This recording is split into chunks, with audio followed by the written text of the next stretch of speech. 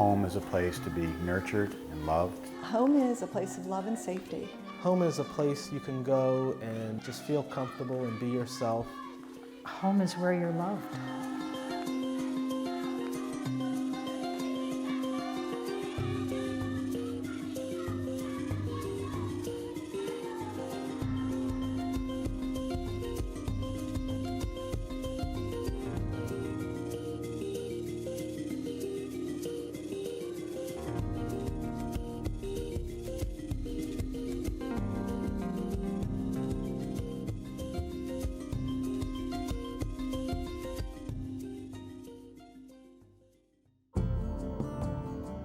Our goal at Chariots is to do much more than just care for the kids in terms of providing their basics from the time whatever time they come to us. If they come at 5 or 6, our goal is not to just allow them to survive until they're 18.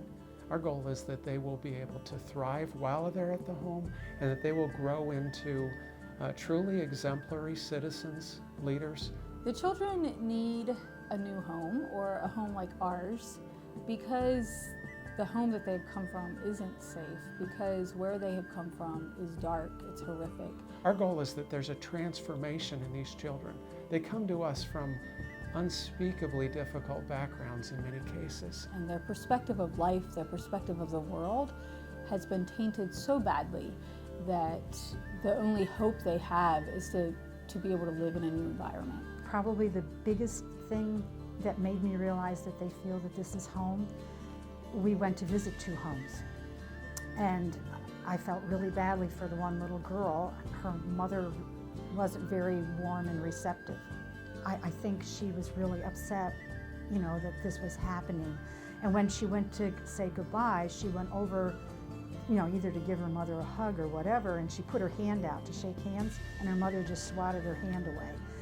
She got back in the van, and you could just see the relief come over her.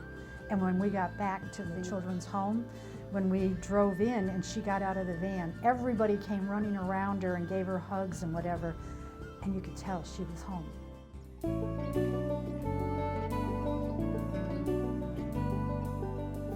Even Jesus, as the Son of God, he grew in wisdom and stature and favor with God and with people.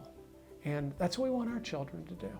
And that wisdom includes a knowledge and a skill set that will allow them to be very productive human beings. So we really, really are focused on education for all our kids. I was humbled and impressed by the devotions every morning that these children knew before most of us are probably even awake. And I remember going to folks back here and saying, I'm going to do a VBS, in an African country, in a children's home. And they go, oh, that's just great. You'll teach them so much. Forget it. I did not have to teach them anything.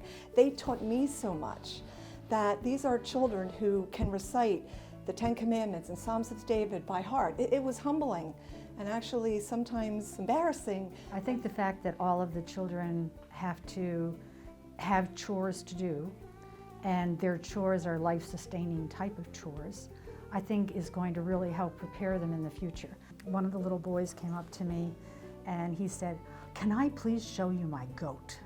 And I said, I'd love to see your goat.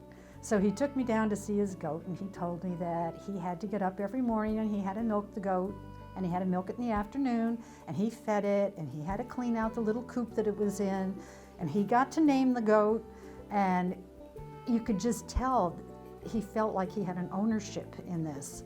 And this was his job, and he wanted to do this job. So we've developed a number of sustainable projects over the past few years. We've done a rabbit project at my Mahi, a goat project at Cop to God. And with those 2 projects, one of the things I love is the kids get involved. The kids are learning how to care for the rabbits, care for the goats. They help feed them, and the goal would be that they are learning how to care for animals like this. So when they graduate from the home, maybe they're given a goat, maybe they're given a few rabbits, and they can care for them, and that will help provide an income, but also a resource for them as they grow into adulthood.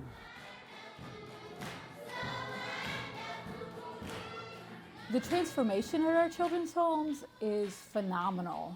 Whenever a child comes in, we're not really sure how are they going to respond to living with so many new brothers and sisters. How are they going to respond to our staff? Are they going to trust us because their world has been so unsafe?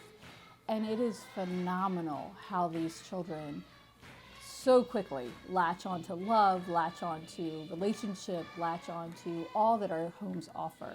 It was really nice to see these children that didn't have a home to go to were at home here, and they really wanted to be there. They enjoyed being there. The children didn't have to worry about, am I going to get a meal tonight? Am I going to be safe from my neighbor coming in and stealing what I have? Not only are the staff attentive to what's going on, most of it is all fenced in, and even during the evening, they have a night watchman that patrols the property to keep anybody from coming in and stealing. So I believe the children were totally at ease as far as safety goes and care. But I think the most unique thing, and I've had the opportunity to visit several of the homes, is just the care that's provided, the holistic care, the quality of the care that the staff provides for the children.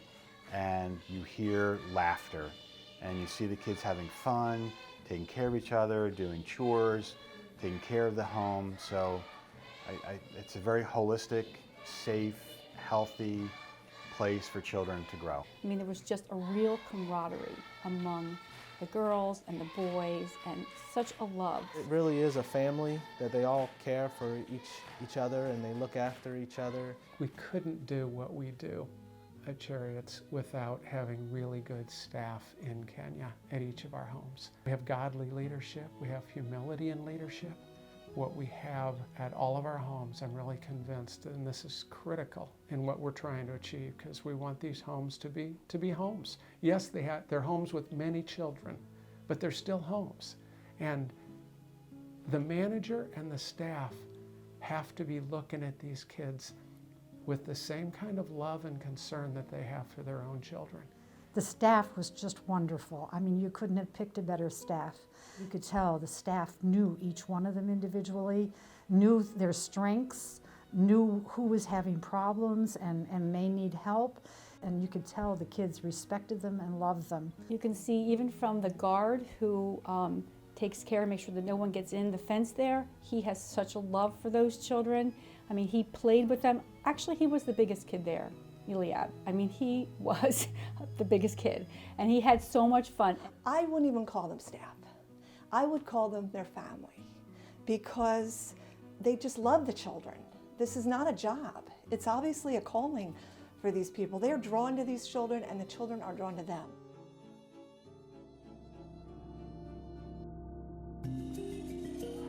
It's a very holistic, safe, healthy place for children to grow, and I feel very proud to be part of this organization. When you come back, you really see what's important. That these children are in an environment of love and safety. They feel just the love that Chariots for Hope has put into this home and the staff has put in this home. So I would say it's a place that I'd like to call home, that I hope to go back to someday. Home is being at peace. Home is a place where you can come and feel safe and feel the unconditional love without the pressure of performing. Home is a warm, fuzzy feeling. Home is love at the heart of it. Home is warm.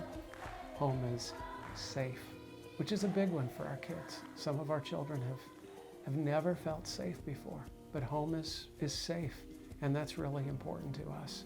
It's an environment where they go back to. You know, everyone needs to know where they're from. For many of our kids, they've never known that, but they do today.